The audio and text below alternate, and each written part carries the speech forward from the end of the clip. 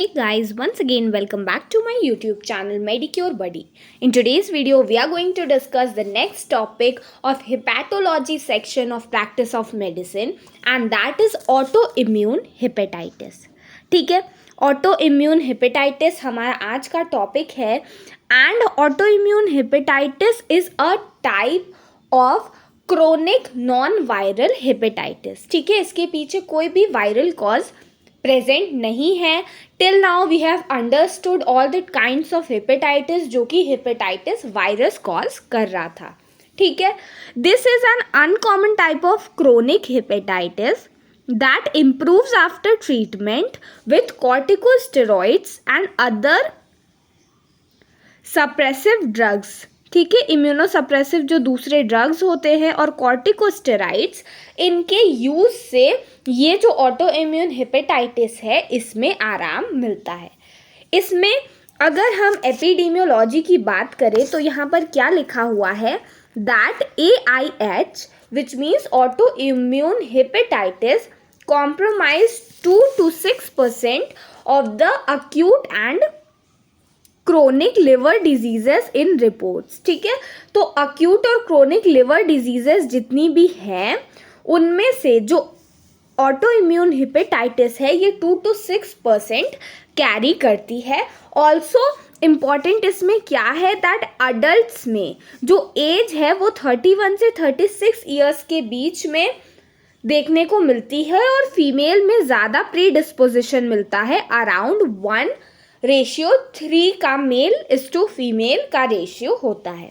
ठीक है, अब पैथोजेनेसिस इसकी क्या है, कैसे ये कॉज हो रही है, तो basically this is an auto immune hepatitis. ठीक है, तो यहाँ पर बेसिकली टी लिम्फोसाइट्स जो है वो HLA एंटीजन के साथ उनका कोऑर्डिनेशन होता है. देखिए इस फिगर में आपको समझ में आ रहा होगा दैट जो ऑटो इम्यून हेपेटाइटिस है इसमें यहाँ पर टी लिम्फोसाइट है एंड यहाँ पर है HLA एंटीजन. ठीक है, तो इन दोनों के बीच में जो भी इंटरैक्शन होता है वो रिस्पॉन्सिबल होता है for the pathogenesis of this hepatitis which is known as autoimmune hepatitis.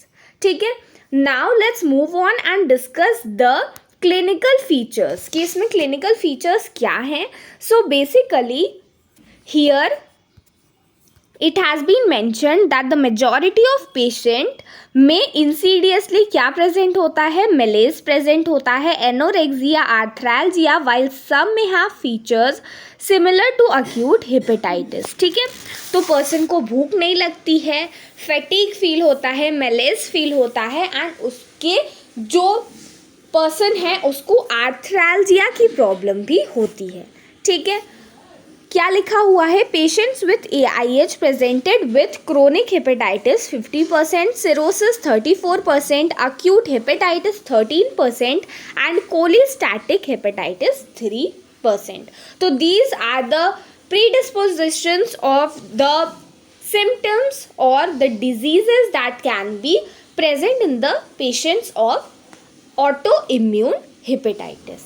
ठीक है, now let's move on and discuss the associated diseases, autoimmune diseases जो यहाँ पर देखने को मिलती है.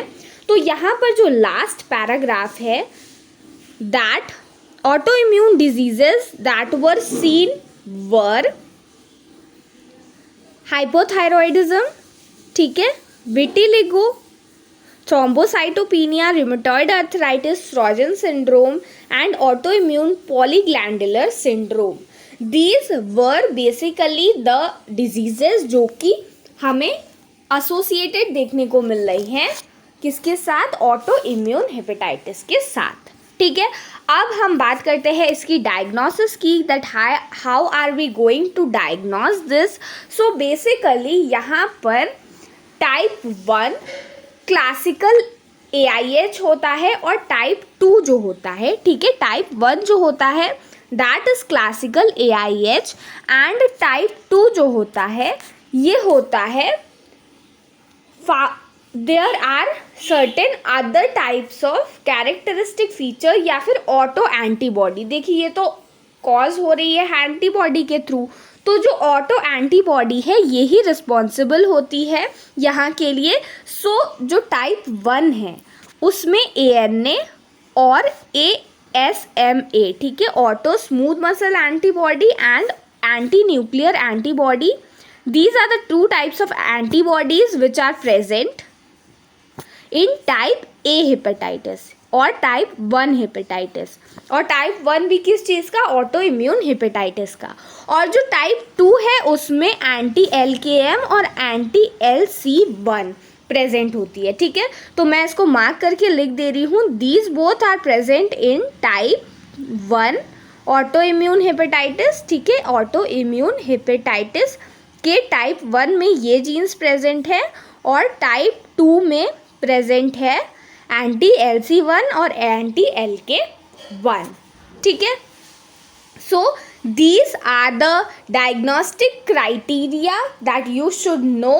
Now moving on to the treatment procedure, and here is nothing. See, I have already marked there, but यहाँ पर इन लोगों ने डिफ्रेंशिएट करके प्रॉपरली ये चीज़ लिख भी दी है, that types of auto immune hepatitis, और इसको ऑटो एंटीबॉडीज़ के बेसिस पे क्लासीफाई किया गया है, ठीक है। टाइप 1 जो होता है, I haven't seen this book earlier, that is why मुझे पता नहीं था, मैंने उधर ही मार्क कर दिया।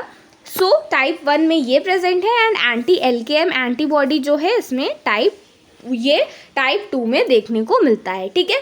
टाइप 1 ज़्यादातर वुमेन में देखने को मिलती है, जबकि टाइप 2 यंग गर्ल्स में और यंग वुमेन में ऑब्जर्व होती है, ठीक है। तो these are the differences that you should know regarding auto immune hepatitis and its presence, ठीक है। ये चीज़ आपको ऑटो इम्यून हेपेटाइटिस के बारे में जानना ज़रूरी है। Now let's move on and discuss the treatment procedure, कि हम किस तरीके से ट्रीट करेंगे अगर हमारे पास कोई पर्सन आता है। तो this is nothing new, we have already seen this where we have already seen this in the starting, that this is the hepatitis, autoimmune hepatitis, जिसमें एक तो कॉर्टिकोस्टेरॉइड्स और दूसरा इम्यूनोसप्रेसिव ड्रग्स से बहुत अच्छा इफेक्ट पड़ता है, ठीक है। सो these are the two treatment procedures that you need to follow. So friends, this is it about today's session in which we have discussed autoimmune hepatitis. Examination में 20 marks question में पूछा जाता है, that is why I have thought of discussing this topic with you all. अगर आपको कोई भी doubt हो तो आप मुझसे कमेंट सेक्शन में पूछ सकते हैं। इस वीडियो को लाइक करिएगा, अपने फ्रेंड्स और बैचमेट्स के साथ शेयर करिएगा, and please please please subscribe and support Medicure buddy. Thank you.